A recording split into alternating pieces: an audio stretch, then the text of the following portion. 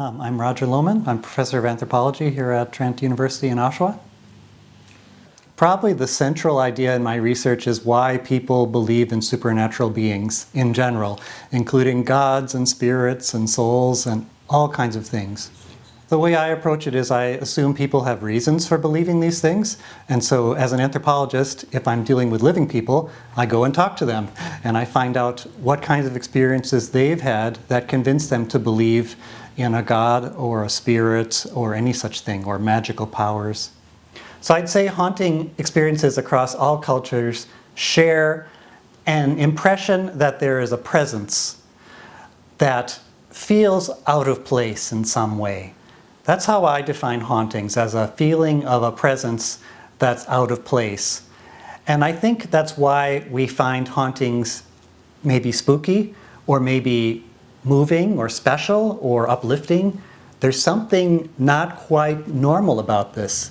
So it could be an ecstatic experience, it could be a terrifying experience.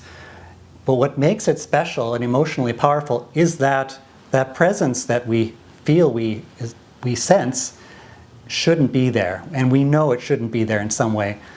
So we should study these things so that we can live with that part of ourselves. It's probably something that's not going away.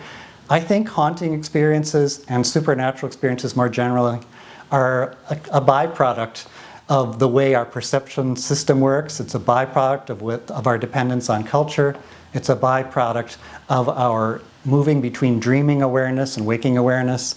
And so, but it's not going to go away. So we're all going to face this in our lives and in the lives of those we care about. So if we really understand it, we can live with it in a way that's productive instead of in a way that's harmful. I think that the evidence is quite clear that when we're talking about the causes of supernatural beliefs, it has to do with our experiences that convince us. So we see things that look like as if they were evidence of the supernatural, but if you look at it scientifically, you see, well, it's not actually evidence, but it's an experience that nevertheless is convincing to people. Although I'm critical of supernatural beliefs and experiences, I want to explain them in a critical way, in a scientific way. So critical means simply to look at something honestly and with care and with openness and questioning yourself and questioning others to try and get at what's really going on here. What should we do about our knowledge of what hauntings are, what supernatural experiences really are? So I think what we should do with it is recognize we don't have to be scared anymore. Hauntings don't have to frighten us. I think everybody's had, at least as a child, has had the experience of being scared. There's something under my bed, or you're walking down a dark road and you feel frightened. There might be some ghost there or something bad to get you. And when you learn, oh, this is being made up, how freeing is that? How freeing is that?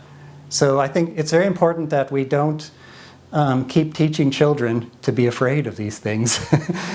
Teach children what they really are, and they'll be freed from it.